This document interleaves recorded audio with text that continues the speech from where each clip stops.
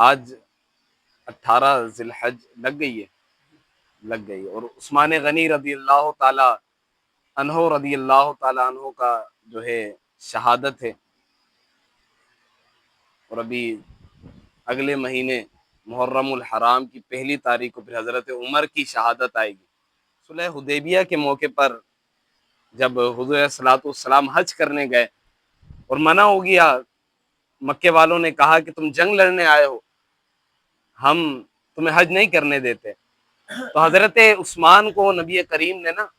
اپنا سفیر بنا کر مکے میں بھیجا، اور جب سفیر بن کر حضرت عثمان گئے، حضرت عثمان غنی تھے، پھر مال و دولت تھا آپ کے پاس، اور مکے والے تو کافر تھے، ویسی مال و دولت پہ جان قربان کرنے والے تھے، اور حضرت عثمان جو تھے وہ اپنے نبی پر جان قربان کرنے والے تھے۔ تو حضرت عثمان جب مکے میں سفیر بن کر گئے تو قریش والوں نے کہا، عثمان ہم تجھے حج کرنے دیتے ہیں، ہم تجھے حج کرنے دیتے ہیں، طواف کرنے دیتے ہیں، تو صفا مروہ کر، تو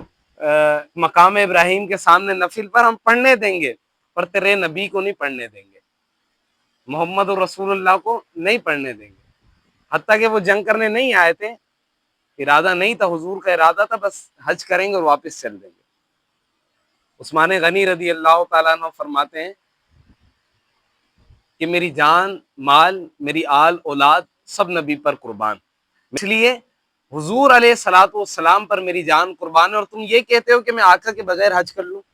میں آقا کے بغیر صفا مروہ کروں، میں آقا کے بغیر مقام ابراہیم کے سامنے 2 نفل پڑھوں، میں آقا کے سامنے طواف کر لوں، یہ کیسے کر سکتا ہوں؟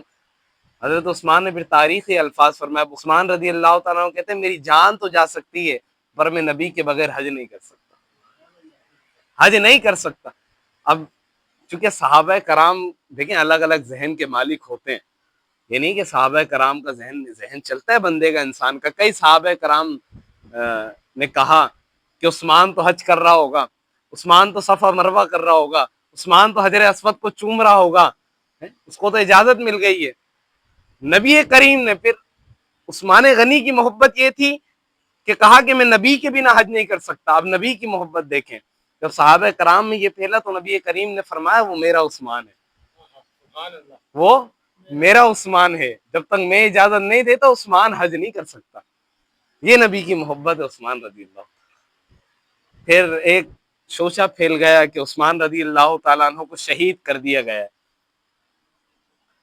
صحابہ کرام میں طوفان برپا ہو گیا کہ عثمان غنی کو شہید کر دیا گیا، مکے والوں نے شہید کر دیا۔ پھر حضور علیہ السلام، پھر صحابہ کرام عثمان غنی سے محبت کیا کرتے تھے جان و دل کے ساتھ، تو صحابہ کرام نے فرمایا کہ عثمان غنی کا بدلہ ہم لے کر رہیں گے۔ حضور کو پتا تھا کہ عثمان شہید نہیں ہوئے، کیونکہ حضور تو علم غیب جانتے ہیں، حضور کو معلوم تھا، پر صحابہ کرام میں جب جوش برپا دیکھا تو حضور علیہ الصلوۃ والسلام نے تمام صحابہ کو ایک درخت کے نیچے بٹھایا، جسے بیت رضوان بھی کہا جاتا ہے، آپ نے سنا ہوگا۔ حضور علیہ الصلوۃ والسلام نے بٹھایا اور کہا میں تمہاری جانوں سے زیادہ، تو اللہ تبارک بتائیں تمہارے جانوں سے زیادہ بھی مجھ سے محبت کرنے کو کہا ہے کہ اپنی جان سے زیادہ مجھ سے محبت کرو، کیا کرتے ہو تم؟ صحابہ کرام، اور مجمع تھا ایک صحابہ کرام کا، صحابہ کرام نے بولا ہم محبت کرتے ہیں حضور۔ تو حضور علیہ السلام نے فرمایا پھر یہ مانو کہ یہ میرا ہاتھ ہے، حضور نے ہاتھ کھڑا، بخاری شریف کے الفاظ، یہ میرا ہاتھ ہے اور سمجھو یہ عثمان کا ہاتھ ہے،